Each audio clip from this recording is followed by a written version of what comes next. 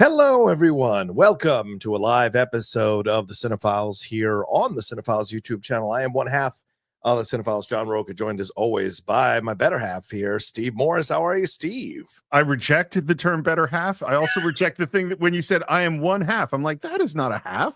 Look at the way the screens are divided. That is a much more equal and I would say representative version of how we are partners. Okay, fair point. Yes, half and half. Absolutely. I like the way things are. And for those of you who know, we had our live episode last week where we went and did the Oscars, Sarah, our first ever Cine-Files Awards, which was a lot of fun. And we don't usually do back-to-back live episodes here on the Cine-Files, but we felt with the recent passing of the incredible Gene Hackman that it was upon us to do another live show to celebrate this incredible man, his legacy and his career. Let me get a better picture here. His legacy, his career, and all the incredible characters, moments, scenes, quotes, if you will, and just overall feelings that he created in us watching him do his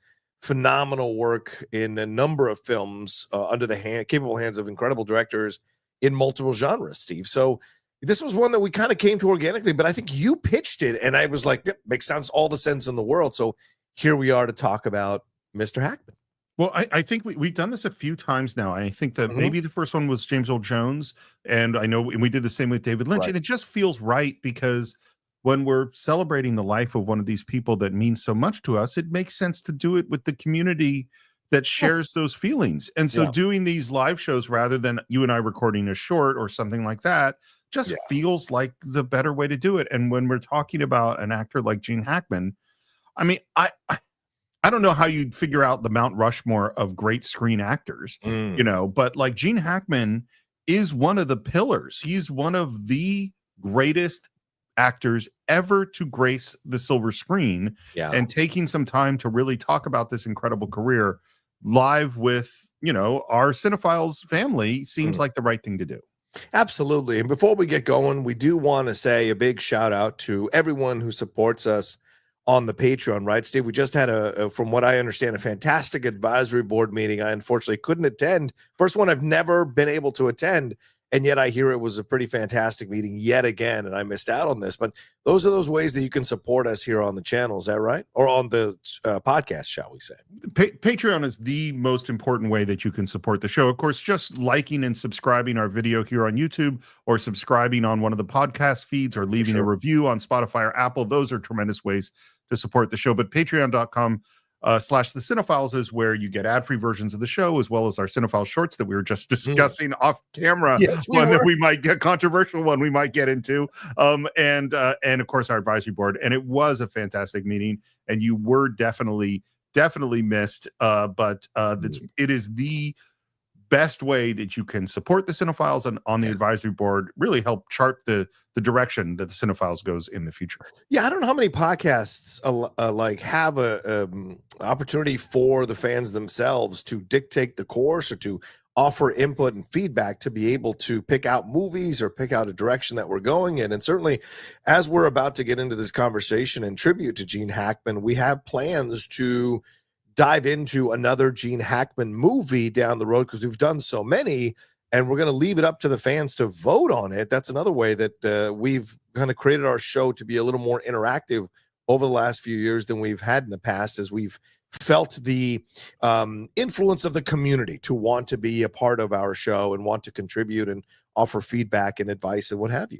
Yeah, and there's going to be, just as we did for the Oscars, for those of you who voted for the Oscars, it's going to be exactly the same thing.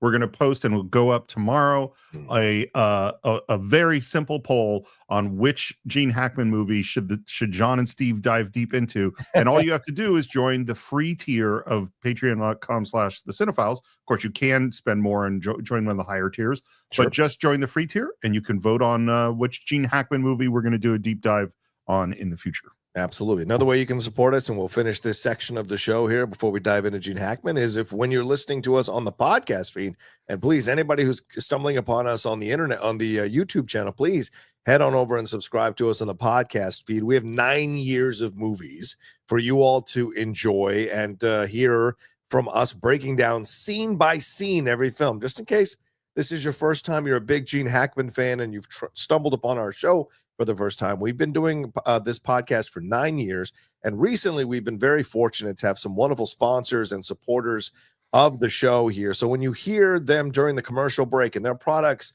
are something that you want to try, we'd really encourage you all to use our logo. Use our code rather when we say Geek Buddies. When we say Cine-Files, my brain's a little, sorry, y'all. It's a Sunday. When we say it's daylight time, when we say Cine-Files, when you hear the code, use the code. That'll encourage those sponsors to keep coming back and supporting us here on the show. So, I don't know, just like Gene Hackman in some of his movies, I don't always get it right, but I do the best I can, for God's sakes. It was funny. Off the mic, when we were recording our last thing, we had a long conversation just about how often you and I mess up, and how, when we're not doing the live show, those mess ups never show up. But sometimes you're going live, and sometimes your mouth doesn't do exactly what it's supposed to do. Yeah, and daylight savings time is always the toughest one for me. So, someone asked us, which Hackman films have you already done? Well, if you've listened to us this week, Steve, right, we've done new intros for a number of those Gene Hackman films, like Unforgiven, like The Birdcage, which we dropped yesterday, Mississippi Burning, Superman we did in the past as well. We didn't do an intro for that one, but we have done Superman in the past as well. And we've done Young Frankenstein, which had Gene Hackman in it, and a number of these movies earlier on in his career as well. So we've done a number of films here through, and French Connection being another one we've done as well. Is there anyone I'm missing here? French Connection, Hoosiers, Young Frankenstein, Hoosiers. There you go. Yes. Wow. Mississippi Burning. It's I mean, and what's remarkable, even in the ones that we've done, is you have these performances that are really, really different. From Lex Luthor and the monk in Young Frankenstein to the truly intense and scary performances like in Unforgiven, to the intensity of French Connection, and then you got him over in Birdcage, which is a completely different thing. So, this just shows the range of this actor, and depending on what movie we jump into next, I am sure we're going to see even more moves from this incredible performer. Yeah, and here are some films that we haven't done yet here on the show. We haven't done The Poseidon Adventure. We haven't done Crimson Tide. We haven't done Get Shorty. We haven't done the Royal Tenenbaums, which I think are all possibly in the running to be done, and Bonnie and Clyde, which we have not done yet on the Cine-Files as well.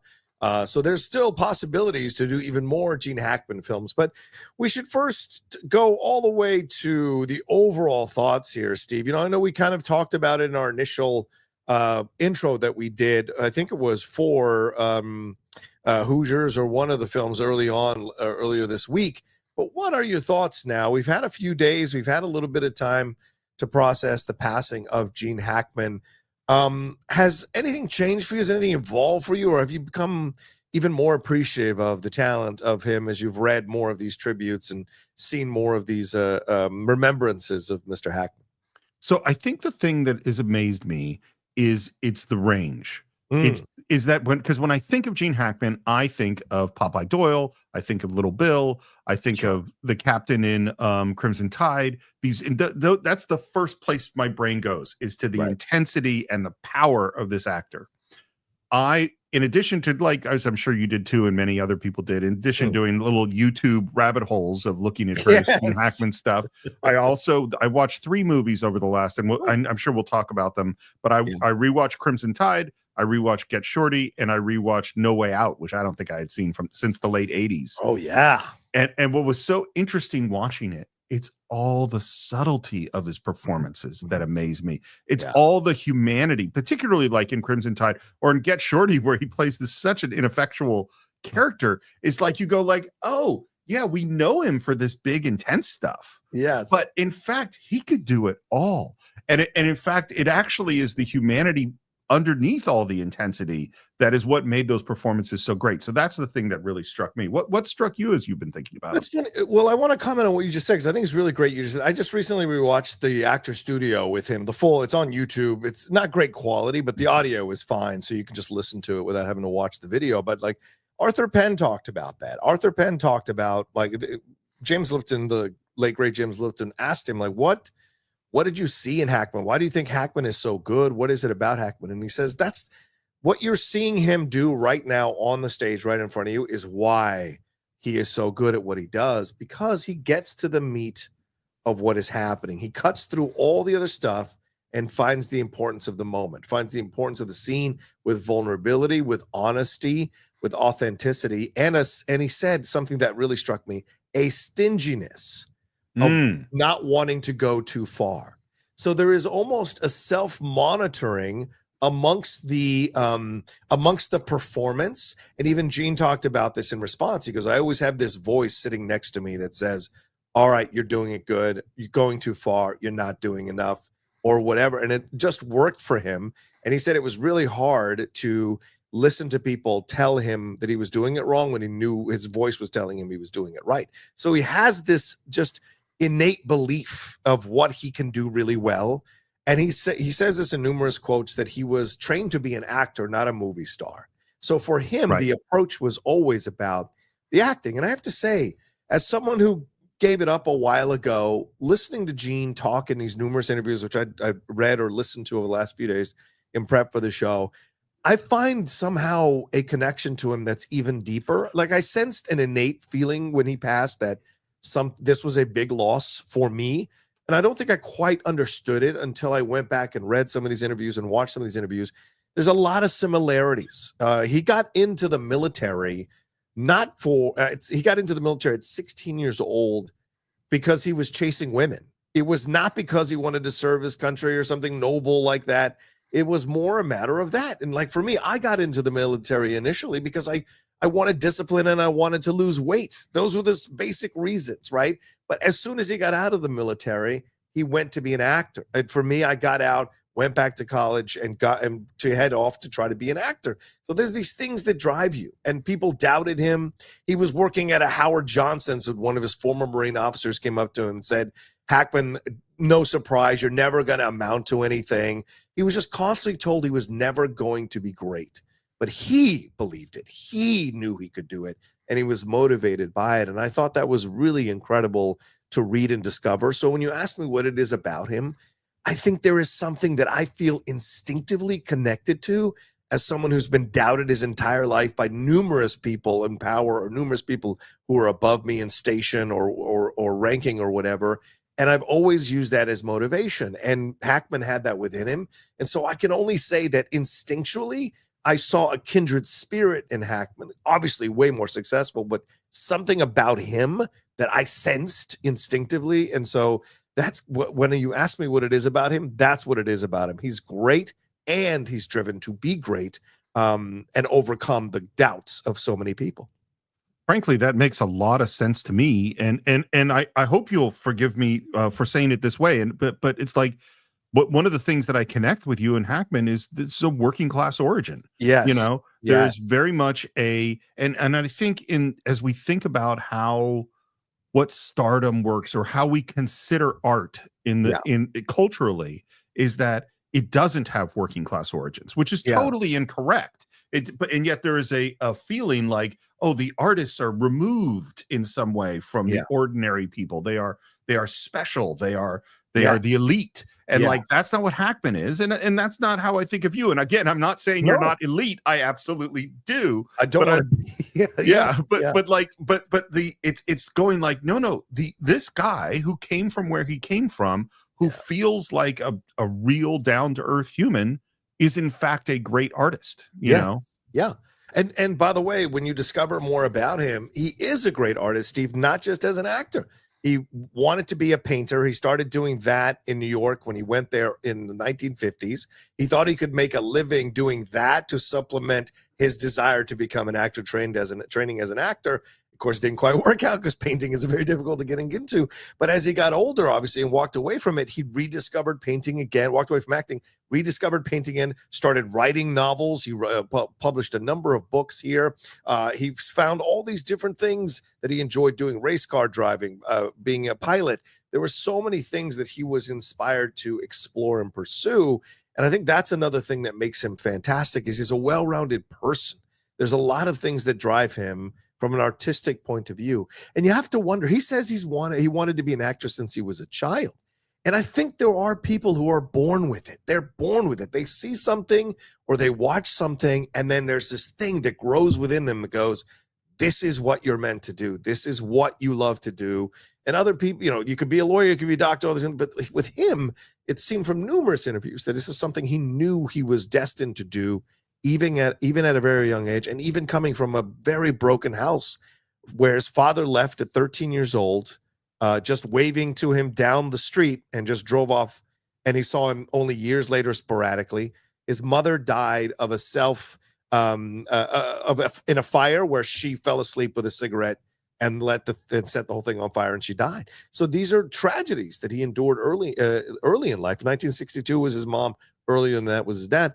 And so he had a lot of this damage emotionally inside of him, and this was the place he could go with it, And so I find that to be also something really interesting about him as an actor and as a person. Well, this is the great thing about I in no way do I believe that you have to be fucked up to be a great artist. Well, nor did he condone that. In no way do I believe that you have to have come from a bad environment or have bad experiences or a difficult childhood. It's not true. But art comes from somewhere. It comes from experience and who you are as a human. And so the amazing thing about being an artist and the amazing thing about the arts, I think, is it's a way to explore and to deal with that and to take some pain that you have. I mean, we all feel this way. I'm sure most people who've been through a tragedy have had this thought of like, I need to make something good out of this. Yeah. How do I take my tragedy and there's got to be something positive to find. And that's what Gene Hackman did. He took that pain and he channeled it into great art. What could be better than that? Yeah, absolutely. And so his path is really interesting, ladies and gentlemen. I mean, just seeing where he went, what he went through. As I said, 16 years old, joined him. He lied about his age. And the reason he got into the service, as I mentioned, was girls, but also because he wanted to leave home. He wanted to leave home. As I said, his dad left when he was 13. So there was a sense for him that there was something more for him. He was born in San Bernardino, but they moved to Danville, Illinois, and that was where he spent a majority of his formative years. And so there was this desire for more. And so he joined the military and went into all these things, the Marines rather, went to all these things that he did. But when he came out, that's where the path he started to find himself was as an actor, studying in the theater, and then eventually ending up at the Pasadena Playhouse with Dustin Hoffman. And both of them were voted least likely to succeed in their Pasadena Playhouse. He was not asked back for the following season. He says Dusty, he called him Dusty. Dusty was because he sucked up to the teachers and what have you. That seems to make sense when you look at Dustin Hoffman and Gene Hackman. But clearly, like I said, there's just this string of things where people are not believing in him. And he worked like parking cars. He worked all these odd jobs as he was trying to build himself through the theater and film to get established as an actor, going coast to coast consistently. I mean, this is the working man origins of being an actor. And again, this is the thing, like, I can tell you that I was in programs or watch places where the most talented people did not get recognition from the program, and people who I thought were not particularly talented at all were getting recognized. And then there's also the thing which you've probably seen too, which is some people, it takes a little while to find how they're going to do this thing. Yeah. And talking about the actor studio in that interview, he apparently auditioned multiple times to get in. So he didn't get in for a number of attempts until he finally got in, and he had to learn himself what was the way to go. But he ended up working in a number of plays and establishing himself, as I said, then got on TV and did a number of things on TV here, a number of TV shows throughout, like Naked City, Tallahassee 7000, The Defenders, The DuPont Show, East Side, West Side. Then got into theater, as I was talking about, with The Saintless of Marjorie Kemp in 1959, Come to the Palace of Sin in 1963, Children from Their Games, and then A Rainy Day in Newark. But it was Any Wednesday in 1964 with actress Sandy Dennis that kind of opened the door for him to be taken a little more seriously. Then he got his first role in Lilith, this film with Warren Beatty and Gene Seberg, who recently there was a film about Gene Seberg with, I think, Kristen Stewart playing her, that was out a couple of years ago. You know, and one of the things he was cast in, Steve, which is really fun, I didn't know this till doing research, he was originally cast as Mr. Robinson in the Mike Nichols The Graduate film. I think I forgot that from our show when we did it, but Nichols fired him 3 weeks into rehearsal for being too young, and it was replaced by Murray Hamilton. But him being fired is what allowed him to play Buck Barrow in Bonnie and Clyde, because Warren had become friends with Gene and called him up to be a part of this and pitched him to Arthur Penn, who showed Lilith, the film Lilith, to Arthur Penn and said, we got to cast this guy.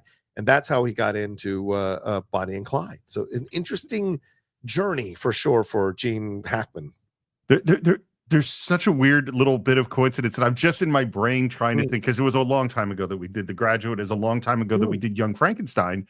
But the reason I bring them both up is like, so my memory is that Dustin Hoffman was cast to play the German playwright in The Producers for Mel Brooks when he got the gig of The Graduate. And so Dustin Hoffman had to call up Mel Brooks because Mel Brooks had seen him play a German transvestite in some off-Broadway show that was something Noon and Night or something that was very famous in New York. And so he wanted to cast him. Dustin calls him up and says, I can't do it because I'm going to do this movie, The Graduate. And Mel is like, oh, so you're leaving my movie so you can go make out with my wife, because he's married to Anne Bancroft, who is the love interest in that. And then Gene Hackman gets fired off of The Graduate, which Dustin Hoffman, his buddy from the Pasadena Playhouse, is on. And then Gene Hackman is later a tennis partner of Willy Wonka, of Gene Wilder. Gene Wilder, yeah. The Genes are buddies because they became buddies on Bonnie and Clyde, and because they're playing tennis together, that's, I believe, how he ends up playing the monk, because he goes to Gene Wilder and goes, I'm funny. I want to do something funny. And so this weird sort of connections with all of these things is really bizarre. I'm not sure if I got everything right, because those are movies we did a long time ago, but that is my memory of it. But here's the truth, isn't it? I don't know if you've ever heard this before, ladies and gentlemen, but it's who you know sometimes in a situation that can get you into these films. And he was nominated for a Best Supporting Actor for his role in Bonnie and Clyde. Then he goes on to do an episode of I Spy, which I could not find, but I've got to find that thing for sure. Then he was in Downhill Racer. I forget that he's a ski coach in that Robert Redford film of Downhill Racer. Did 2 films with Jim Brown to support him as he was coming in to becoming an actor himself, Jim Brown, and then got nominated for a Best Supporting Actor again for I Never Sang for My Father in 1970, which is an incredible play. I've never seen the movie, so I'll put that on my hack. I've never seen it, yeah. Sure. I want to see that. Then he was in Doctor's Wives, The Hunting Party. Then 1971, so 1 year later, after I Never Sang for My Father, he plays the lead in The French Connection as Jimmy Popeye Doyle. That is 4 years after Bonnie and Clyde, Steve. He is now, boom, dead center, winning the Best Actor and revolutionizing movies with William Friedkin's film, and a portrayal here that was, I think, just as good as anything Brando did in Streetcar Named Desire or in On the Waterfront. It's an incredible portrayal of what he does here with Popeye Doyle. I couldn't agree more. It's one of those, like, he's an overnight success after a decade plus in the industry. You know what I mean? Like, he has been working it. And so when Bonnie and Clyde and then Popeye Doyle comes along, he is ready. Yeah. And we said it when we did our introduction, the Popeye Doyle performance is incredible. And I hadn't thought about the comparison with Brando, but in a way, it's the same kind of announcement of a new kind of actor, I think. Yeah. But by the way, this is a total digression, but I've got the Wikipedia page up next to me, and I was just kind of looking through at things. I had no idea he had been offered the part of Mike Brady in the Brady Bunch and almost took it. Yeah, there's a little bit of like, is that true or not true? That's that little tidbit. So I like that. That's an element of mystery within his resume. Was he actually offered it? Did he actually turn it down? That kind of thing. But it would be fun to find. The Gene Hackman Brady show is a completely different show with him and Florence Henderson. Is that Florence Henderson, right? Exactly. Yeah. But listen, but I mean, 1971 is when he finally makes it, and he's 41 years old. Yes, he was supporting actor, Never Sang for My Father, but this is the one that explodes him, right? 41 years old is when he finally explodes with The French Connection. Then goes on to do Young Frankenstein, as Steve mentioned, the cameo there. Cisco Pike, Prime Cut, one of my favorite films, The Poseidon Adventure. Scarecrow, which he did with Al Pacino, and Hackman calls that one of his favorite films, and that Pacino, he knew at that time, was an incredible actor. And both Scarecrow and The Conversation, which comes out in 1974 as well, are both tied for winning the Palme d'Or at the Cannes Film Festival. So the two films that he is the lead in are, or co-lead with Pacino, but still a lead, are the ones, the two films that are considered the two best coming out of Palme d'Or. That's a hell of a year for you to have as an actor. By the way, 44, 45 years old when that stuff starts to happen for him. Pretty crazy, Steve. I mean, just a young kid compared to you and I at this point. It's funny. I don't know. I'm 35. I don't know what you're talking about. I'm sorry. I don't know what I was thinking. I've never seen Scarecrow. That is a movie I've heard about forever. I've heard it's great. I've never seen it. I should put that on my list.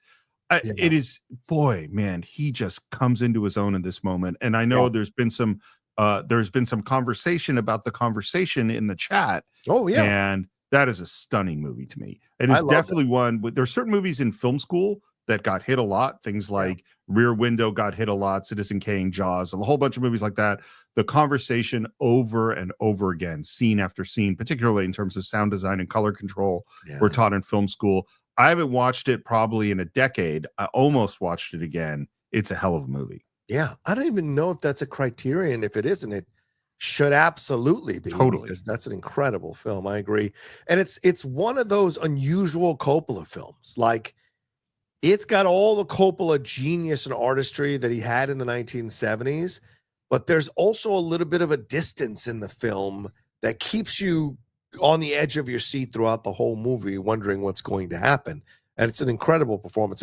They said in the actor's studio, it's like the most quietly reserved performance, where it looks like he's doing nothing, yet he's doing everything. And that's a rarity when you see that. But then his resume gets really interesting, because it goes going back and forth between successes and not successes. Because you've got Teddy Roosevelt. He played Teddy Roosevelt's former Rough Rider in a Bite the Bullet film from 1975. Then French Connection 2, which wasn't that strongly received. Lucky Lady is a flop that he did with Burt Reynolds and Liza Minnelli. He does a Stanley Kramer film, The Domino Principle, which I've never heard about, so I may need to watch that one. Then he's part of an all-star cast in A Bridge Too Far, a member of the French Foreign Legion, an officer there in March or Die. And then boom, in 1978, Lex Luthor in the Superman movie, which he played for 3 Superman movies, 1, 2, and 4. And you know what, Steve? One of the things that I've discovered, being a part of this nerd sphere or geek sphere, is there are people who don't think his Lex Luthor is a good Lex Luthor. They essentially have the hashtag not my Lex Luthor, because they think he's not actually playing Lex Luthor. And I say poo-poo to all those people, because I love him as Lex Luthor. He is my Lex Luthor. He's the Luthor I grew up on. I love I don't mind all the other interpretations, but I love Gene Hackman's, and I will take no negativity around his Lex Luthor. Well, John, I'm sorry to say that. No, I'm with you. Here's what I'll say is, like, so first of all, I believe that Lex Luthor is the first Gene Hackman I was aware of, because and maybe I saw one of these other things around, watch on TV or something, but I hadn't seen The Conversation. I hadn't seen The French Connection. I hadn't seen Bonnie and Clyde. Like, I hadn't seen any of those. Oh, I know what. Actually, I probably saw Young Frankenstein first. So I probably saw my first Gene Hackman's probably Young Frankenstein. But the thing that those people poo-pooing the Gene Hackman Lex Luthor have to remember is that, first of all, the Lex Luthor that I grew up with is totally different from the Lex Luthor that was created post 80s. Like post Man of Steel and post that John Byrne run on Man of Steel, Lex Luthor became a billionaire industrialist rather than a mad scientist. Like, he was clearly a scientist criminal when in the 50s and 60s and 70s Supermans that I grew up with. That's the first thing. So saying not my Lex Luthor is like, well, that's not entirely fair, because what you're talking about as who Lex Luthor is was created after this movie came out. Yes. So that's the first thing. But the second thing is, you guys are I'm fully on Team Rocha, because the geek world of today just really needs to acknowledge how damn spoiled they are in terms of how much comic book media there is out there. There was zero. The only thing there was the Super Friends on Saturday morning cartoons and reruns of the old Superman TV show. That's what we had, and comic books. Yeah. The fact that there was a major motion picture, we were so great, and it was good. Yeah. We were so grateful. And did the Lex Luthor in that match the scientist in the purple outfit with the green things on him that I grew up with? No, it didn't. But it's a great performance as a great character. And so I understand going like, no, this doesn't exactly represent the comic book, but it is talented people making a really good thing, and a great actor creating a great role for that particular version of Superman. He's awesome. Is that the Lex Luthor I would write? No. But that doesn't mean I can't love that character.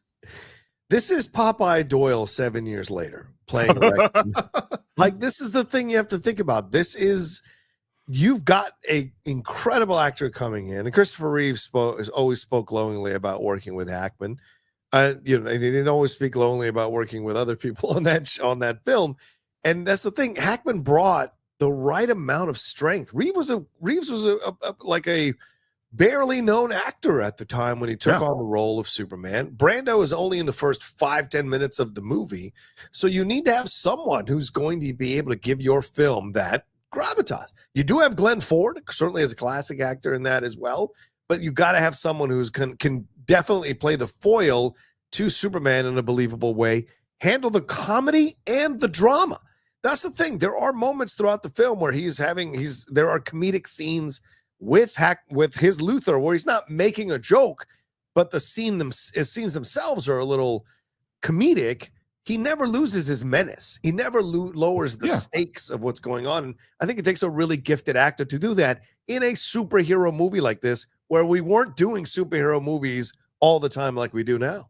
I mean, people just don't understand what was perceived as comic book. Comic books were considered to be dumb, stupid kid stuff. Absolutely. That adults that it was unworthy of adults to spend time with. So rather than going, how does the portrayal of Lex Luthor in that film compare to the greatest comic books made in the 90s, the 2000s, or today? You have to go to, how does the portrayal of Lex Luthor in that whole world compare to the perception of comic books at the time? Is that it is so much more filled out and advanced and nuanced and all the stuff. I mean, it's a huge step forward, that character. They didn't beat us up because we were reading literature. They beat us up because they thought we were reading kids stuff, and so they thought we were nerds and childish, which is why they kicked our asses growing up in the 80s. You nerds and geeks have it easy now. You guys rule the roost now. But back in Steve and I's day, we had to hide that stuff. Yeah. Going into the 1980s here, we have a Barbra Streisand film, All Night Long. Then he has a supporting role in Reds, which is a film I still have not seen, and I would like to watch one time.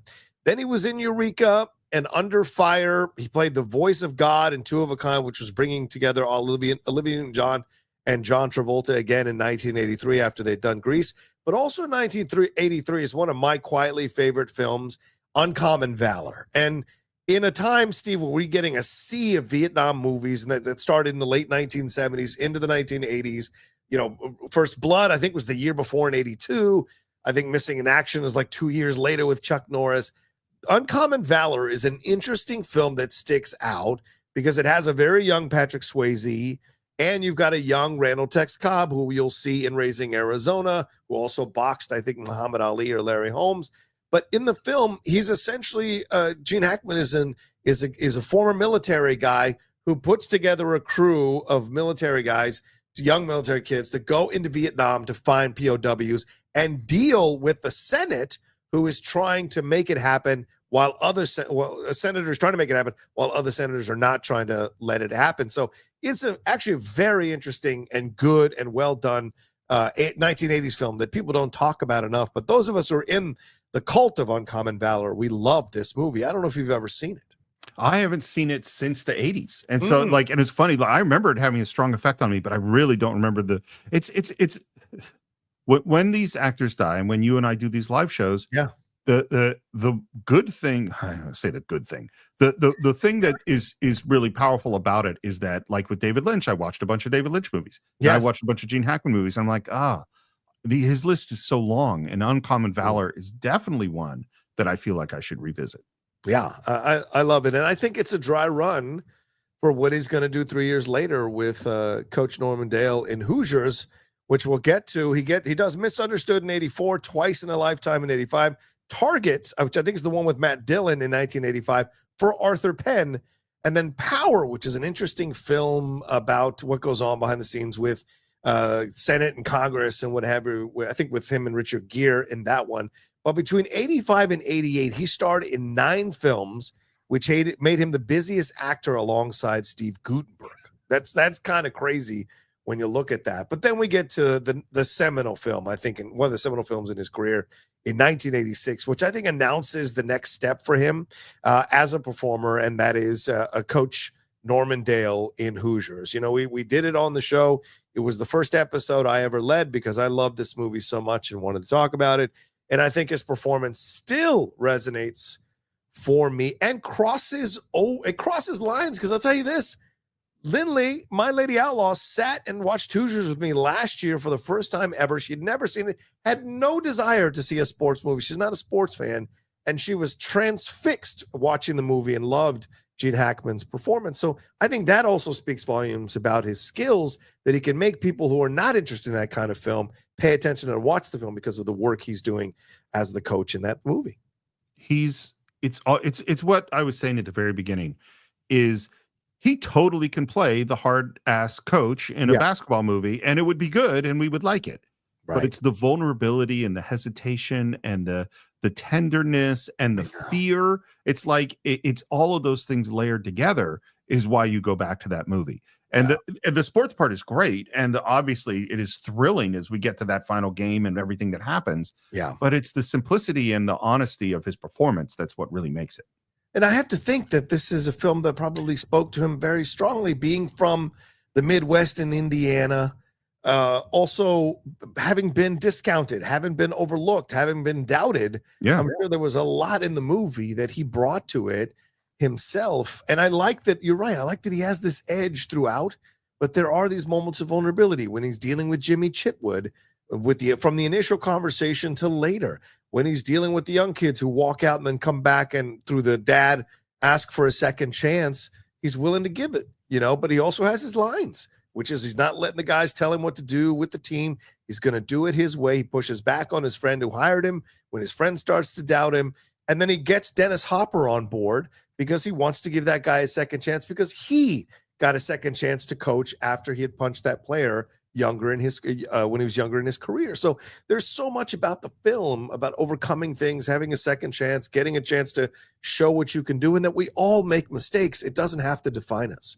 And so there's so much that is that you can glean from that movie that I think is incredible. And his performance is the number one thing. As you said, Steve, the vulnerability, the care, the attention. I mean, just that moment right before the semifinals when he gathers them all in the circle and says, "I love you guys." And it's no coincidence that they went back and played that line before the film ends as a voiceover. It's really great. Yeah. Then we get what you just saw. Then we got Superman 4, which we can walk right past. And then we get No Way Out. So what was it like? I'm curious. I like this film. I remember liking this film. Kevin Costner, a very sexy Sean Young, Will Patton in a very insane role here with his commitment to Gene Hackman. So you tell me, what was it like watching it again all these years later? It reminded me of why it wasn't my movie when I first saw it. I don't know. It's so funny because there is a certain set of, this was peak era of renting VHS tapes. Oh yeah. With your friends and watching movies all day. So, yes. And so there are so many movies from this exact moment that I watched over and over again. And I had seen it a couple of times, but it never really went into the rotation for me. And watching it this time, it's weird. It's a weird movie to watch. It feels very, very dated. The relationship with it's like You know, we were joking about Costner when you told that story about No Way Out, because you told it when we did one of our intros, is that there's an arrogance to Costner sometimes, and it's really here where I just going like, why are we spending so much time with this guy? It's like the movie is telling me he's super special and that he has this amazing relationship, love story with Sean Young, but that's not really what I'm seeing. I keep going like, why are you doing this? And once the movie gets to, you know, there's a murder and it gets to the more thriller aspect, which is about halfway through. That first half of the movie to me was a slog.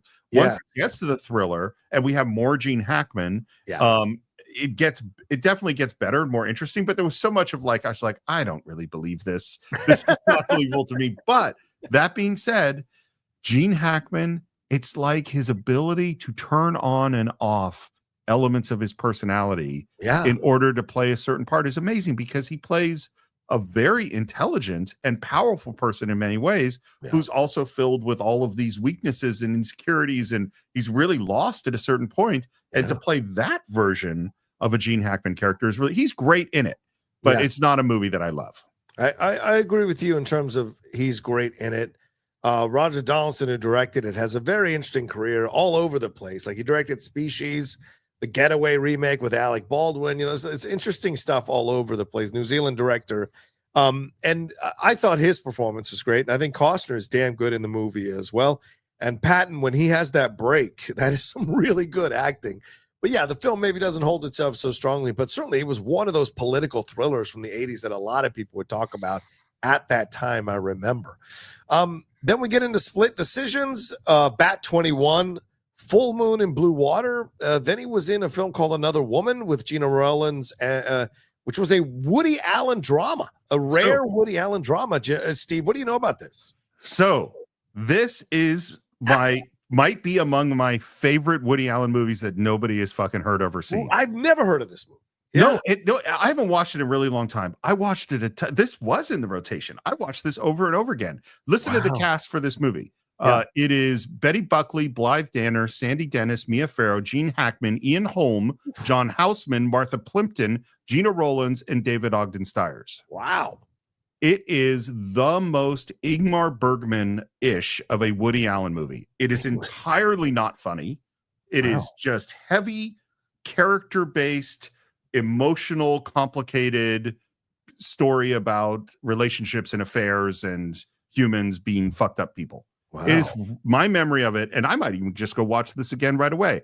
My memory of it is it's a really great fucking movie with great performances from great actors. Yeah. Oh, there you go. I've never seen it, but I'll definitely put it on the list to take a look at, because I'm compiling a Hackman list of things I want to see here. All right, and then right after that movie, we get another Oscar-nominated performance here in Mississippi Burning, where he co-stars with Willem Dafoe as FBI agents who are investigating the murder of a civil rights leader. And Steve, this is a hell of a performance. We really had a good time breaking this one down, as much you can have with a film like this. Just exploring his performance and the changing levels of status that he has throughout the movie. And it is a fantastic performance that is on the razor's edge constantly, because he's not a clean protagonist. And he challenges you as a viewer when you're watching him in this movie. I mean, this is the kind of movie that you bring Gene Hackman in for. Yeah. Yep. Complicated character, powerful, intense, layered, super. I don't mean superhuman. I mean a truly human portrayal. Yeah, it's a really good movie, and I really enjoyed our conversation with David McKenna, screenwriter. Yes, David McKenna, who was so great in that comedy. Yeah, I listened to an hour of it the other day, just as I was doing when we were re-uploading it, and just listening to us talk about it. There's just such a reverence we have for his performance, and it's not driven by the fact that he recently passed. It was an honest assessment from the three of us of how much we enjoy the moments where he gets to enact his vengeance, which he does when he grabs Michael Rooker's balls, or when he's beating up Brad Dourif in the barber shop. But also the moments where he is trying to do good. He is trying to do the right thing. He is trying to use his strength and energy. And him and Dafoe, just great sparring between the two of them throughout that movie in the two different approaches that they're taking to solve this case, you know. And we do know that a lot of it was bullshit, so no one needs to kind of clarify that for us. But I do want to read a quote from Alan Parker about working with Gene Hackman in Mississippi Burning. This is how he describes Gene Hackman's greatness. Gene is someone who is a very intuitive and instinctive actor. The brilliance of Gene Hackman is that he can look at a scene and he can cut through to what is necessary, and he does it with extraordinary economy. He's the quintessential movie actor. He's never showy, ever, but he's always right on. I mean, that's a great compliment, Steve. That's I want that kind of compliment. I particularly like the fact that he said he's never showy, but right on. Yes. I think that's a really great observation, is that he can be big and he can be intense, but he's never showing off. You know what I mean? Right. Like he's doing, this is what's necessary for this character. I like that a lot. Even as Luthor, Lex Luthor, which could have been and arguably possibly the most showiest role he's ever done, is still reserved. It's still not out there, and really just the Miss Tessmacher is the only moments where you really see him getting a little bit out there. And so that's just incredible what he's able to do. Then we move on to Rain Man in the same year here. Sorry, not Rain Man. Sorry, that's what he was. He was nominated for a second Academy Award for Best Actor for that role, and he lost to Dustin Hoffman's Rain Man, ironically losing to Dusty there. And then after this, he appeared in The Package, which I put in the bowl with Uncommon Valor. These films of Hackman's that not a lot of people know about, but is damn good. And this is Tommy Lee Jones before Tommy Lee Jones blows up in The Fugitive a couple of years or 3 years later. He is a wily villain. I think he's an IRA guy, and Hackman has to track him down, him and Joanna Cassidy, who, of course, people know from Blade Runner. So The Package is a damn good movie that not too many people know about. Did you ever end up seeing that, or has it been since the 80s? I remember seeing it in the theater. And I have no memory of it other than that I saw it in the, where it's like, I can picture, I saw it in the Lafayette Theater. I remember going, and I can remember liking the movie, and that is all I can remember. Yeah, and that's Andrew Davis, who would, of course, go on to direct The Fugitive and direct Under Siege with Steven Seagal. Was a damn good director for a little while there. Had his window of time. And then after that, he's in Loose Cannons with Dan Aykroyd, which is so forgettable. And had a supporting I've already role. forgotten it. Yeah, exactly. And he had a supporting role in Postcards from the Edge. Did you ever see Postcards from the Edge? I totally like Postcards for the Edge.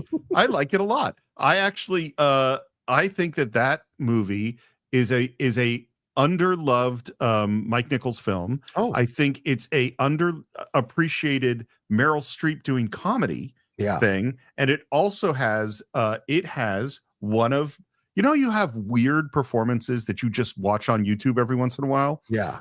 Shirley MacLaine performs a version of I'm Still Here, the Stephen Sondheim song. Yeah. And brings the fucking house down, as far as I'm concerned, in that film.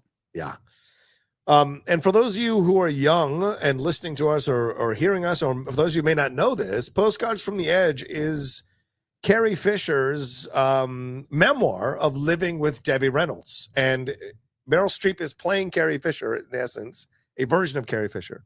And Shirley MacLaine is playing a version of Debbie Reynolds, and Debbie Reynolds from Singing in the Rain, because that is her mom. And so if you haven't seen the movie and you're a Carrie Fisher completist, I would argue that you should see this movie and explore that relationship and understand why Carrie had some of the drama she had in her life. Yeah, for God's sakes. Yeah. It's a fascinating film in that way. And I liken his role to like Hackman in terms of endearment, another Shirley MacLaine movie. There are elements of the amount of time he spends on screen and how he does the things that he does. Then you get Narrow Margin in 1990 with Ann Archer, which I've never seen, but I don't know. I don't know if it's okay. Then he does a film that I don't know too many people have seen that I really liked and kind of got lost in the early 90s shuffle, Class Action, where he plays Mary Elizabeth Mastrantonio's dad, and she is a rival lawyer, and they are going against each other over like kind of an Aaron Brockovich situation where there was some contamination. She is defending the plaintiffs. He is defending the company, thinking that the company is the victim, and it becomes a thing where they circle each other. Their past comes out, their relationship comes out as father and daughter, and then eventually things happen where they find themselves on the same side. So it's a very interesting movie. Highly recommended if you guys haven't seen it. It's one of the last gasps of Mary Elizabeth Mastrantonio as a lead in a feature film, and I thought they both had really nice chemistry. Then he does Company Business. Do you remember Company Business? Isn't the one with which one is that? I think that's the one with it's him and Mikhail Baryshnikov. I don't know if you remember. What an interesting. Oh yes, hold on. I think.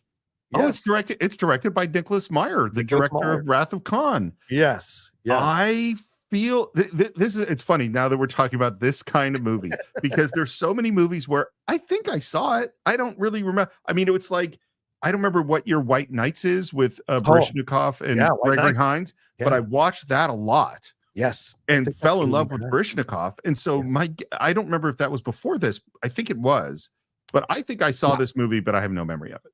Yeah, White Nights I think is 89 or 88, and this one comes out a little bit later. Where is it? White Nights. Yeah, White Nights is 85. Damn, White Nights is 85.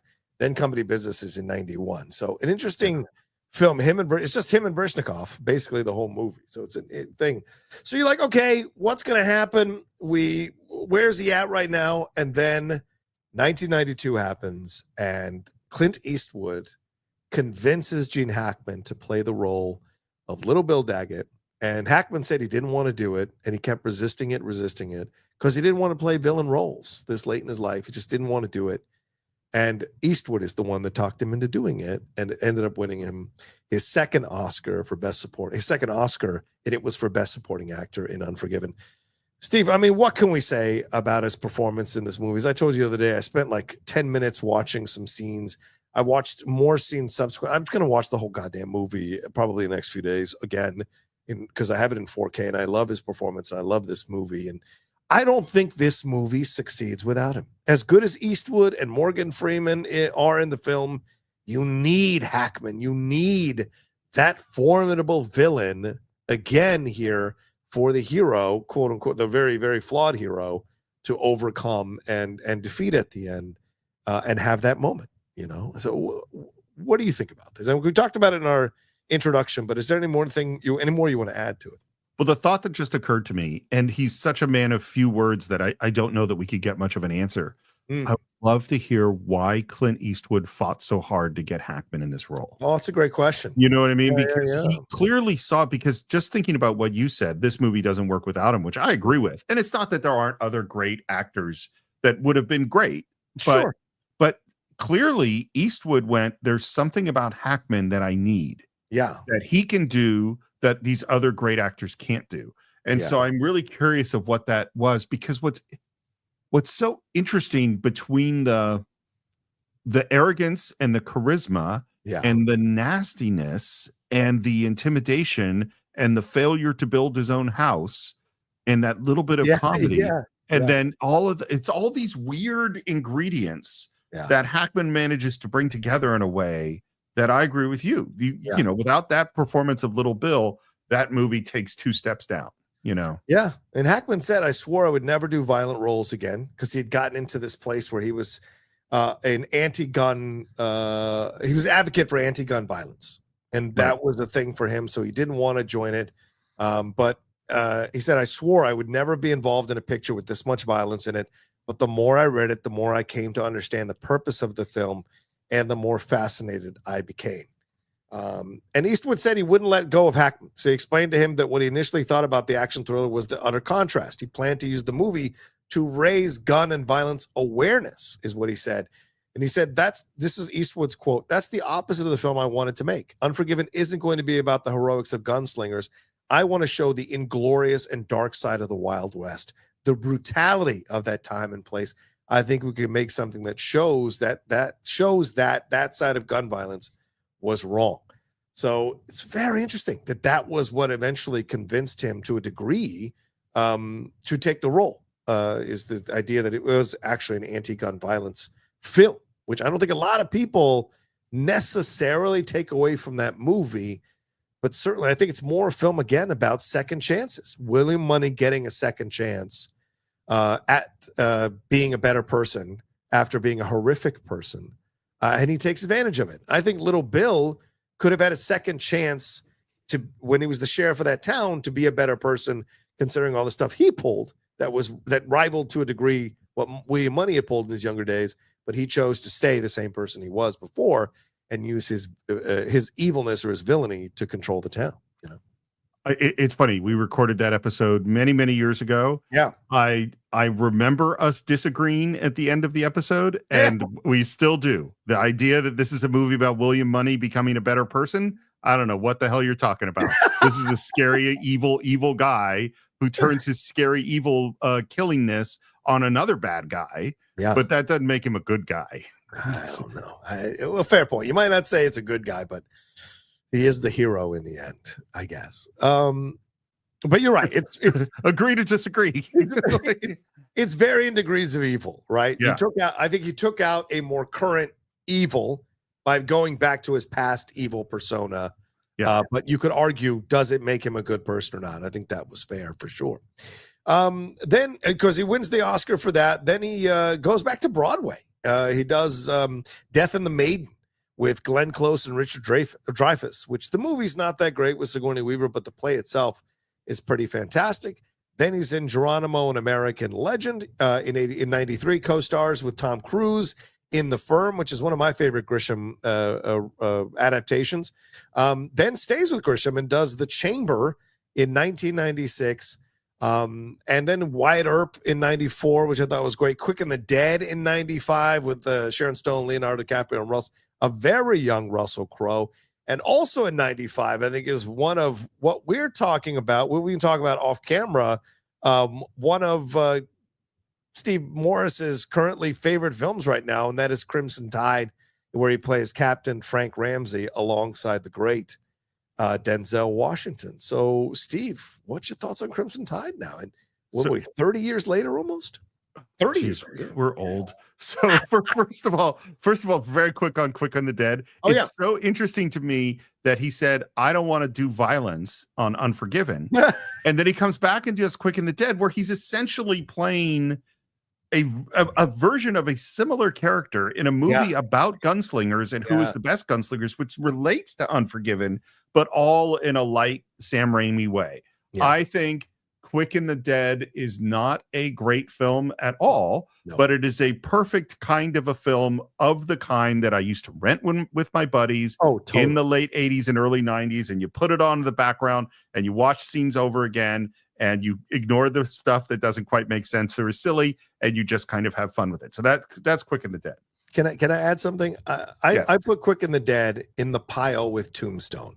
These are fun, fast food Westerns that have good performances, because I think Val Kilmer stands out and Hackman stands out. I think Sharon Stone's good in the movie, but they're throwaway Westerns. They're just fun to have on a Saturday afternoon on the TV. But go ahead. In my opinion, go ahead. Yeah. No, I'm with you. That's what I think too. Crimson Tide, I think, is never talked about in the list of great films. Yeah. And it is a great film. It is, and I know you will not like me saying this, without question, Tony Scott's best film. How dare you? I know. I believe that I could back this up with facts if I so chose, but I'm not going to. I think you have two absolutely titanic actors at the top of their game going at each other. And what's so great, and this is the epiphany I had when I rewatched it, is I went, and it's interesting because we just did Wrath of Khan, is that the epiphany I had was like, oh, the reason that I like this movie is that this is Star Trek. Is that this is, we're on a ship, we have all competent people, all people who they're no bad guys, we're all trying to do the right thing, we disagree on what the right thing is, and we're battling with each other to make it happen, and in the end, we are going to save the day at the very last minute. Like, it really engages, and it engages in these philosophical ideas, which do not have right answers. Like, there is not, like, there's a scene which I would teach in film school, which is the scene where they're all sitting down to dinner and the officers mess and they're arguing about nuclear war. And then Gene Hackman turns it on Denzel Washington as a test. And it is so, it's such a perfect scene in terms of establishing character and conflict and all of the relationships. That movie, I think, top to bottom, is thrilling. It's exciting. It's challenging. It's stressful, and man, if you just sit and watch Gene Hackman's performance, there is so much there than you think there is the first time. Oh, There yeah. is so much subtlety and nervousness and insecurity and bluster that's fake and anger and all of these things that he's going through. And I will say it again. This is not a bad guy. This is a guy heroically trying to fulfill his duty in the way that he conceives it. He has a code. Yeah. And he follows that code just like Denzel follows his, which is what makes the film a fascinating film, because you don't know which side you're on as you're watching the movie, and you see the logic of both sides, and no one is coming off overtly evil. So you're like, what is the right choice? And that lets you feel like you're a member of the crew, because the crew themselves are questioning who to follow in the situation. Yeah. And to me, it mirrors what we don't want to see about the world, which is like, we want to see like, this is the good guy, this is the bad guy, this is the right choice, this isn't the right choice. That's how we want to see things. But the fact is, humans are terrible at predicting the future. We don't know what's going to happen next. It could be that you buy stock in a company, and then there's a big flood, and that company loses money. Well, you didn't know that big flood was coming. What Crimson Tide is, there are things happening in the world that are incredibly consequential, and we don't know what they are. And we have to make decisions based on the incomplete information we have in hand. And those decisions are extremely complicated. That is us trying to figure out what to do in the future in all sorts of ways. Yeah. Yeah. I mean, as you said, this is an incredible cast. Denzel Washington, Gene Hackman, just to start off as the two leads. Then you have George Zunza, who's a really good character actor. Matt Craven, another good character actor. A young Viggo Mortensen, a young James Gandolfini in this film as well. And you've got Danny Nucci, who was the Italian kid in Titanic there with DiCaprio. Ricky Schroeder getting a chance to stretch his wings in a theatrical way. And a young Steve Zahn being a part of this as well. So quite a lot of interesting cast members being a part of this film. And also the element of the racial element in the film, I thought was handled really well as well, because he's a young black officer trying to establish himself, but taking the chance to go against the older white officer who clearly has a lot of loyalty among the crew, because this is his crew. Denzel was brought into the crew for this mission. So it's like, who do they listen to? So I like that film as well, even though I think Top Gun is a better movie. All right, let's move on. But then we get a little bit of comedy here in the same year, Steve, which I think is fantastic to kind of juxtapose what he does in Crimson Tide. He plays Harry Zim in Get Shorty. And as you were mentioning earlier, I mean, this is such an unusual character for him to play. But again, it's a character that I think is really gutsy for an actor to play like him, who has played some pretty vicious characters, who's played a strong lead in Popeye Doyle there in The French Connection. He plays kind of a corrupt movie producer who thinks he's always one step ahead when he's three steps behind everything. And I think his humor is so well done here, and it's very Hollywoody in so many ways. You know, it's almost like a Roger Corman who's not as smart as Roger Corman was, you know? It's so I watched it last night. I hadn't seen it in a while. It is such an enjoyable movie. It really is. Yeah. I mean, I don't put it in like this is great cinema. I put it in I could watch that anytime. It's totally fun. It, strangely enough, this is just how I felt watching last night. It's like, is this my favorite John Travolta performance? Wow. It might be. I mean, like, you are a far bigger John Travolta guy than I am. I like a lot of John Travolta, but the solidity of his character in this is really fun.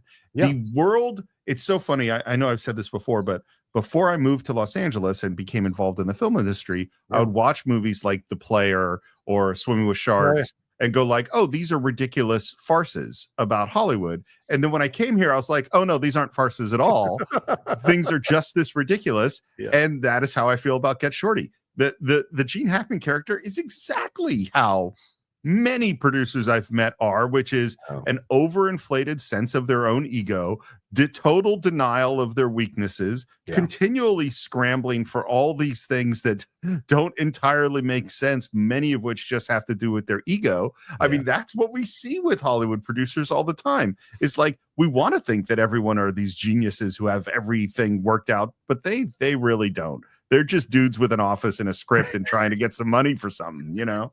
And they're willing to get money from anywhere as long as they get the film done. As long as they get the film done. And they try to hit on their leading ladies all the time. It's 100% the truth.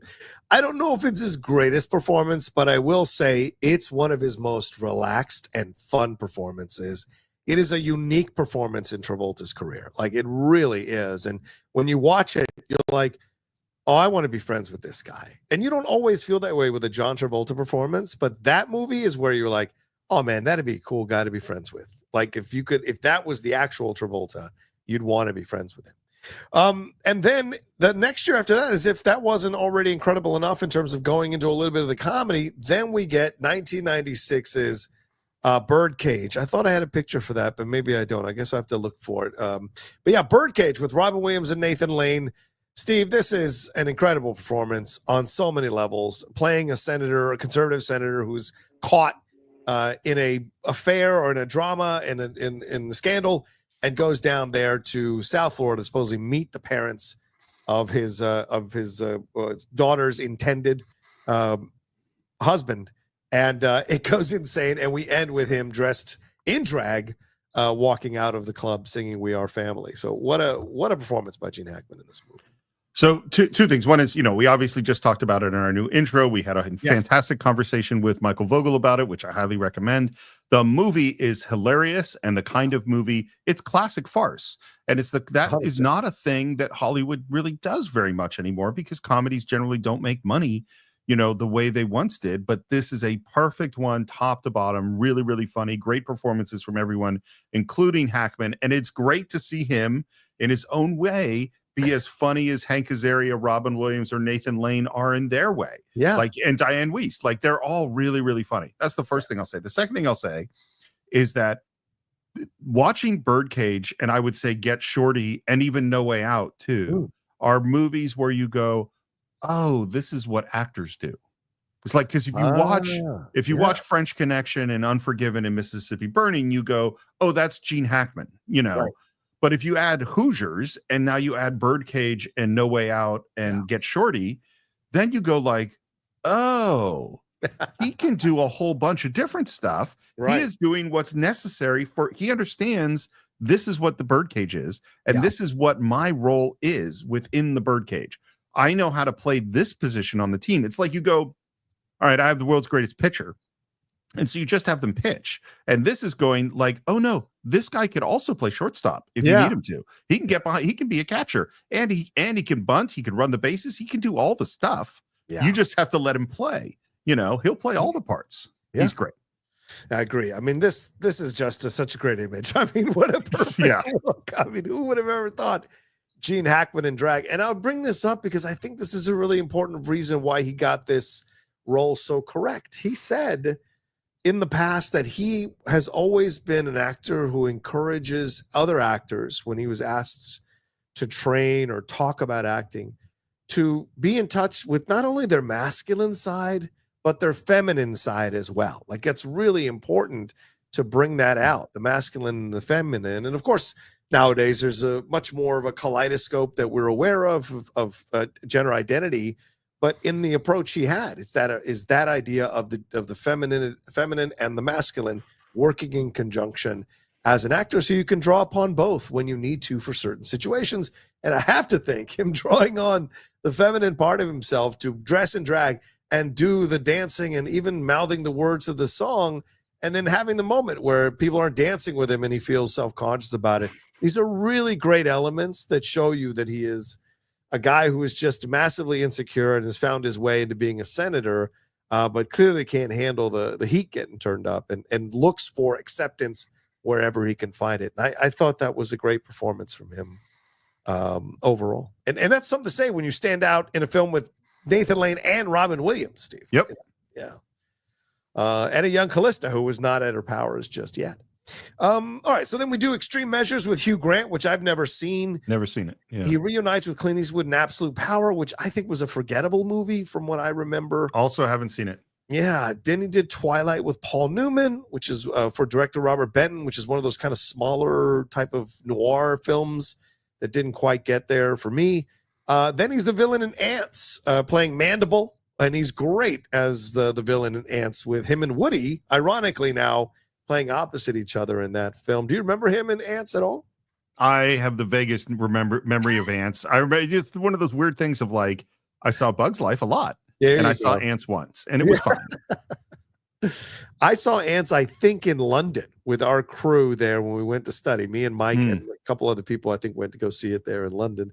But then he does Enemy of the State in 1998, which is a lot of people think is the spiritual sequel to The Conversation.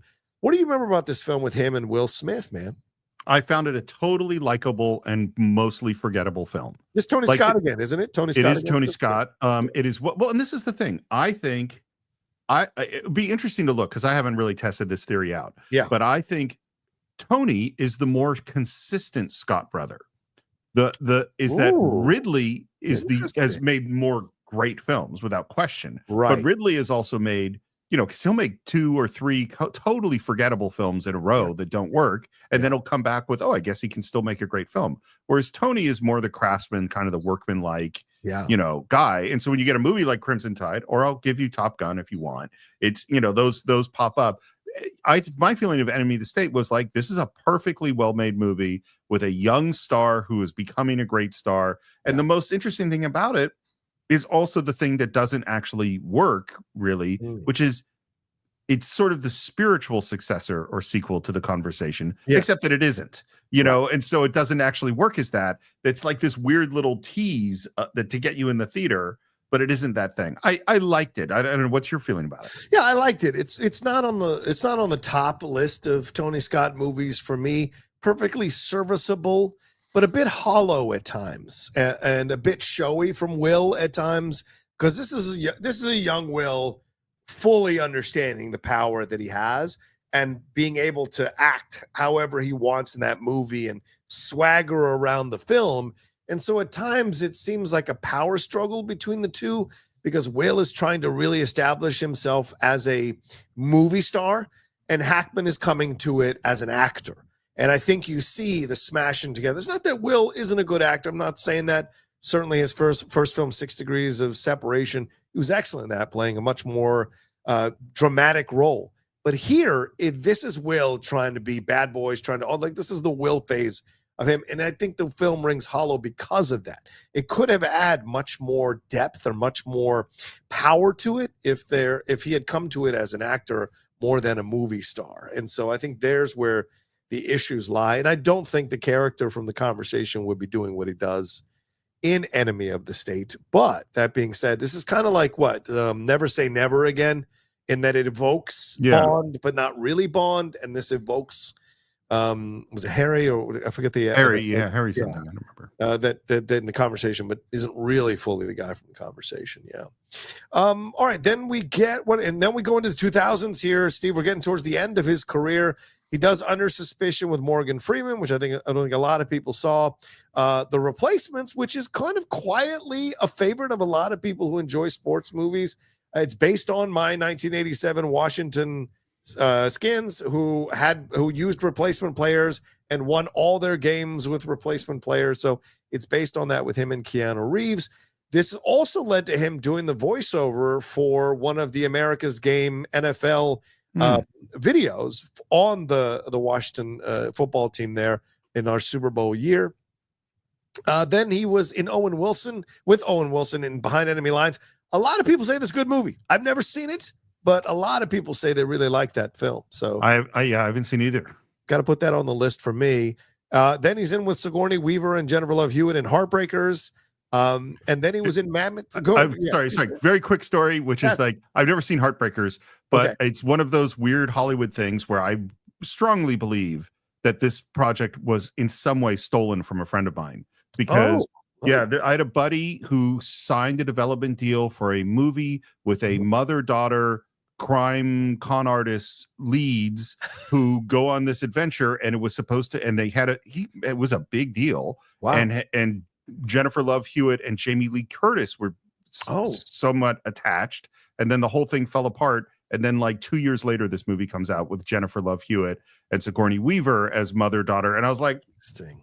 I think they kind of screwed my friend Dave here. That's how And like these things can happen totally organically, but it also can happen of like, oh, there's this development thing that fell apart over here. The idea is kind of good. Maybe we can make that work over here. Yeah, that sounds about right. Yeah. Yeah. Then he does David Mamet's film Heist as an aging professional thief of considerable skill who is forced into one final job. He has a cameo in The Mexican, which I don't even remember. And then he plays Royal Tenenbaum in the 2001 Wes Anderson film, The Royal Tenenbaums. And I went back and watched a number of scenes from this film. He is so fantastic in this movie. Like, it's, to me, I know there are other films that come after it, but this is maybe the last hurrah of how great he is. And it's a role that he is not, you would never typically see him play, but he plays it with such gusto. And I think of the scene where him and Ben Stiller are in the in the closet after he's taken off with Stiller's kids, and they come back and he yells at him. He's, "Are you listening to me?" "Yes." And they have this back and forth, which is really great. And there is again, the vulnerability. He's an asshole. He was terrible to these kids, but there is a vulnerability to him that's really touching. So by the end of the movie, when they're all having their, closure conversations with him, it's really touching and it's really moving. And I loved him in the movie, even though he is the definition of the word cad. He is a cad, but yet it works so well to see him in that film. What'd you think of him in Royal Tenenbaums, bro? I like the movie a lot. I think his performance is, again, it just shows this like, oh, this guy could act, because this isn't like any of the other characters he's played. It has connections with a bunch of them, and it is just this is when I'm discovering Wes Anderson, because I'd seen Rushmore, and then this is a movie that came through when I did the DVD, so I watched it a lot, and so it's just one of these weird things about that movie is you can't feel comfortable with any of the characters. You know, all of the characters you kind of sometimes like, and then kind of you're like, oh my God, what are you doing? They're all and the collision of all these very special people, I would say, is pretty hilarious. These geniuses. Yeah. I would hate to be in a family full of geniuses. No thanks. No thanks. But I think it so works because he's so different than all of them. I mean, it's to the point where you are like, how is this guy their father? How did this guy make these children with Angelica Houston? I can see Angelica Houston being their mom. I don't know if I can see Hackman being their dad, but that's kind of why they're so messed up, because Hackman was their dad in the film, and that makes the film so much fun to watch. All right, so after that, what do we get? He gets nominated for a Golden Globe Award for that. He didn't get an Oscar nomination, but he got a Golden Globe Award for Best Actor in a Motion Picture Musical Comedy for his performance. So I think that's the last big award he wins for his acting. In 2003, he does another great Grisham legal drama, Runaway Jury, working finally with Dustin Hoffman. So the second to last film he does is that full circle moment where both of them have established themselves, won Oscars, done numerous types of films in different genres, been uber successful, and finally get a chance to work together. It's a good film. It's not a great film. That's why I think The Tenenbaums is the last gasp, because it's a great performance and a great film. I think Runaway Jury is a good film. It's not a great film. And I do like Rachel Weisz and John Cusack in the movie. And I think the film has a strong commentary about the tobacco industry and about how these corporations fix certain cases in order to win. So it's a pretty good film. Did you ever get a chance to see this? No, that's one I haven't seen. Okay. Yeah. All right. Yeah. Highly recommend. Him and Hoffman have an awesome scene in the bathroom, like just an incredible theater type scene in the bathroom that is very well written. So I recommend that. And then we get to the end of his career here, Steve, because the next year he does Welcome to Mooseport with Ray Romano, and that was it for him. He retired from acting, and other than doing some voiceover work for some TV shows or for some movies, this is pretty much it for him. And his last appearance on screen, whether TV or film, was in an episode of Diners, Drive-Ins, and Dives with Guy Fieri, who went to a Santa Fe diner where Hackman was eating. So it's just an interesting situation. And why did he retire? This is what he said in 2009. The straw that broke the camel's back was actually a stress test that I took in New York. I don't know if any of you have taken a stress test, but I've done 2 of those. They're for your heart. It's to see where you're at heart-wise. And the doctor advised me that my heart wasn't in the kind of shape that I should be putting it under any stress. And that's why he retired. But Steve, what do you think about him leaving in 2004 as an actor and never getting a chance to really see him on screen again doing anything? I have two totally separate thoughts. Okay. One is, the first thought is, as a fan of Gene Hackman and of his work, it made me really sad. Yes. And I just like, oh, I want more of him in all sorts of roles. Yeah. As a fan of humans, any human who makes the decision to no longer work in our industry, I have, particularly when it's for their health or mental health, I have a lot of respect for. Yeah. You know, if that's what he felt was right for him, I'm 100% support the decision, but it's sad. Yeah. You know? Yeah. Yeah. Great point, Jim. It's like Connery doing League of Extraordinary Gentlemen, and that was it for him. He was done. Yeah. To me, it's heartbreaking because you hope to see more great performances as an actor gets older and older. Because I would say that most actors feel like they finally understand the craft right when they get into their 70s or 80s, because it's when you're stripped away everything else and you just understand the truth and the sentiment, and you have enough experience to really get to where you need to get to. So there are probably some really great performances that we were robbed of because he retired. But that being said, that also what makes kind of gives his career a little bit of a James Dean-ish type of energy, because he took himself out in 2004 from the game and then never came back. And for 21 years, he never came back and was on screen in a written role.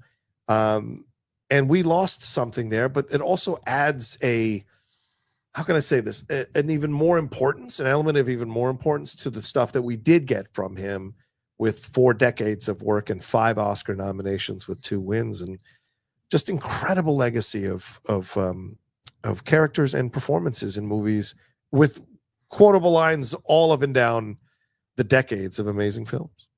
I really just hope that those, we know that he suffered from Alzheimer's at a certain point. I don't know when that was starting. I hope those next years were great. I hope he got great relaxation and great family time, and things were good when he wasn't, doing acting. That's what I really, and of course I don't know, but that's really what I hope. Yeah, he got into, as I said, he got into painting during this time. He started writing books. He, together with undersea archaeologist Daniel Lenihan, he wrote 3 historical fiction novels: Wake of the Perdido Star, which is a sea adventure from the 19th century; Justice for None, a Depression-era tale of murder; Escape from Andersonville, about a prison escape during the American Civil War, which I don't think was the Andersonville TV film they did. His first solo effort was a story of love and revenge set in the Old West titled Payback and Morning Peak, which was released in 2011. And his final novel was Pursuit, a police thriller, in 2013. During his time as an actor, he got into racing, kind of like Paul Newman.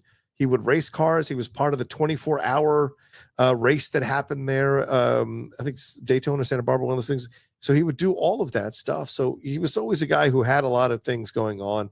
And then as he got older, he understood his body, understood he had to relax, and that's what he did. And he was apparently very happily married. A lot of people say he met her, she was part-time working at a gym, and he didn't have his badge to get in. They struck up a conversation, and that's what started the romance. And they were married from 1991 on to his, they're both unfortunate passing over a week ago, and we're getting new details about what happened, and they're just heartbreaking and horrific. The new details are that he died a week after his wife died, that his wife had been dead for a week from a particular disease she contracted from rat excrement or mouse excrement that is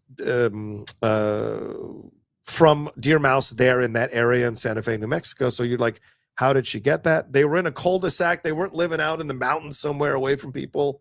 And so it's just heartbreaking to hear of the way that he died, because he left such an incredible legacy of really wonderful performances. And I don't know how many actors he influenced to become an actor because of the work he did in all those movies. So, just heartbreaking end to a wonderful actor and a wonderful life, and a very blessed life, honestly, considering his upbringing, considering the things he had to overcome in order to achieve it.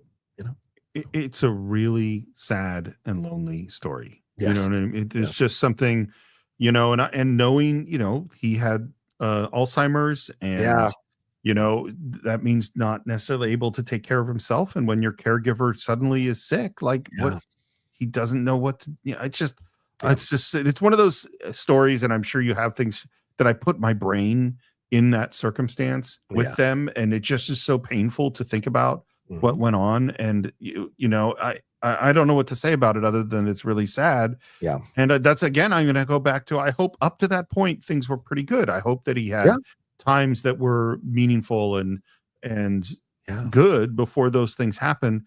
Cause I love the guy, he's just one of the greats, and I could watch him anytime. And it makes me very sad how it all ended. Yeah. Agreed. And very gifted. Along with everything I mentioned already, he also designed 10 homes, Steve, which 2 of them were featured in Architectural Digest. So a man with many, many talents, clearly. But the number one thing is the acting, and that's what we'll remember. And that's what I hope a lot of people take away from this. And like you said, it's a horrible ending, and that's why I'm going in my 70s. I'm not sticking around past that time. And this is, because I don't want to see that happen. And I think that's the truth of life, is you make your own decisions. And I think that to end in that way is sad. And I think it's a man who didn't deserve to end that way, considering the years, the decades of entertainment he's provided us all as a whole. So it is even more painful to know that that's how he ended. But what we focus on is the acting. What we focus on is the performances. What we focus on are the joy and just utter entertainment that we received from him. And one of the greats to ever do it, left on his own terms, which not a lot of people can do, and left a legacy here that many people will follow and be inspired by, with movies that I think will be passed on generation to generation because they're the greats. Yeah, absolutely. All right, well, that's our tribute. Let's get into some questions from our fans. Steve, anything more we want to say before we wrap up? No, I'm excited about the questions. Okay, let's do it. All right, first super chat here from Carlton Rudder, London calling. Unfortunately, my dad passed away. Oh, no. Oh, Carlton. Oh, he was a great man, and Gene Hackman was one of his favorite actors. Love to you both. Steve, last week Carlton, you had said that he wasn't doing well, and I'm just so sorry for your loss. And you mentioned the horrible club that John and I are members of, and it's not a club anyone wants to be in, but it is. I'm so sorry, and our best to all your family and to everyone who's grieving, and get together, tell all the stories, laugh about stuff. That's the best thing to do. Yeah, we send you love, man, and you'll go through the process. It'll take some time, but the goal is to hit that point where you appreciate the time you did have with him instead of mourning the time you lost. And that's a difficult process to get to, but once you get to that place, you're going to really be able to appreciate his presence in your life so much more than you would ever have imagined before, speaking from experience, having gone through this. But Carl, we send you our love and our thoughts of comforts and our condolences to you and your family, brother. And thank you for stopping, and you didn't have to, so thank you. Cowboys Fan 92 says, what's up, guys? How are you all? Hi, John. Hi, Steve. Love you too. I've listened to your podcast and I've listened for years now, since I was in my 20s and now my early 30s. That's weird. I mean, it's great, and thank you so much. But we were just saying how, going like, oh man, we're old. So people have grown up with us. Apparently, we've been doing this show a long time. I always think of that Billy Crystal bit with his daughter, where she says to him, "Dad, was Paul McCartney in a band before Wings?" Yeah. Sketchcraft says, Lex Luthor was my first Gene Hackman experience. Unforgiven was my favorite role of his, and Crimson Tide in theaters was electrifying. Gene Gravitas Hackman. Absolutely. Agreed. Do you have a favorite role? Do you have a favorite Gene Hackman performance? I mean, that's tough. I'm real big on Crimson Tide right now, so it's going to be tough for me to beat that one at this point. How about you? Oh, it's got to be Hoosiers. Hoosiers. Yeah, it's not even a question. I mean, French Connection, The Conversation, those are up there in terms of great performances. My favorite is Coach Norman Dale. Absolutely. Cowboys Fan also says, lastly, I'm a rare breed of film fan. After I've listened to an episode of the pod, I go away and watch the film myself. Blues Brothers, Goodfellas, and more. Oh, that's great. I mean, we've heard this a bunch. There are people that watch the movie religiously before listening to our show, and there are people who do not and sometimes people who've never even seen the movie who listen to our show and then watch the movie. And there's even the rare cinephile who watches it, listens to the show, and then watches it again. And we admire those people's dedication. Absolutely. Sometimes that's us. Yeah. Sketchcraft also says, Superman, is that how a warped brain like yours gets its kicks? By planning the death of innocent people? Lex Luthor. No, by causing the death of innocent people. Still the best Luthor on screen. Yeah.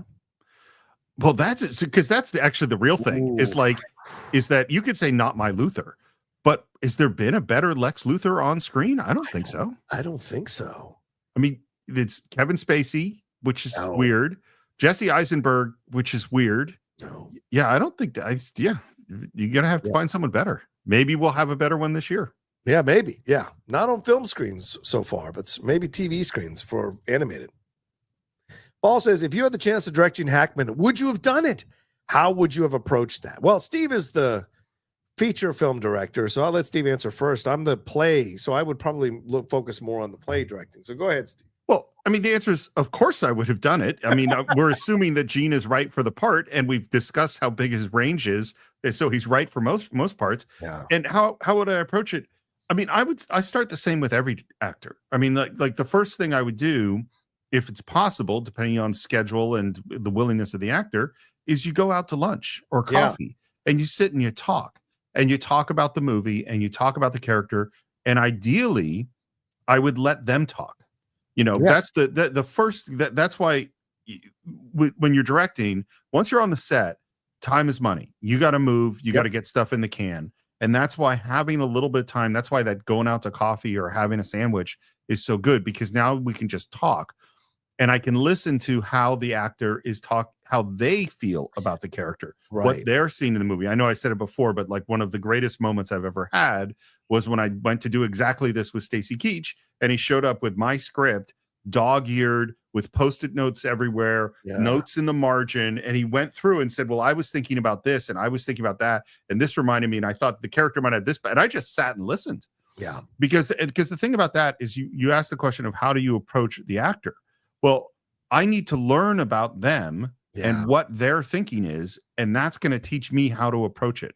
So some actors want a lot of discussion and a lot of back and forth. Some actors, they have it, and they're like, don't talk to me. I know what I'm going to do. And if Gene Hackman was like, don't talk to me, I know what I'm going to do, I would not talk to him and let him do his thing. Now, if he did his thing and I didn't like it, which seems unbelievably unlikely, but if for some reason, then I would direct him in a way that seemed appropriate to that actor. Every actor needs to be directed differently, and I can't know how to direct them until I've actually spoken to them, you know?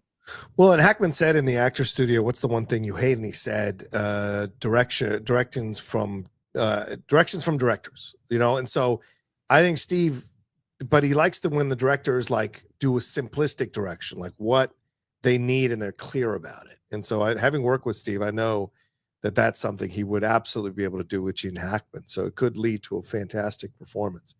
I won't go in too deep. I would just say I would love to direct him in Death of a Salesman. I mean, the fact that he, right? I mean, him as Willie Loman would be such a fantastic role for him to play. If you find the right young actors to play his sons.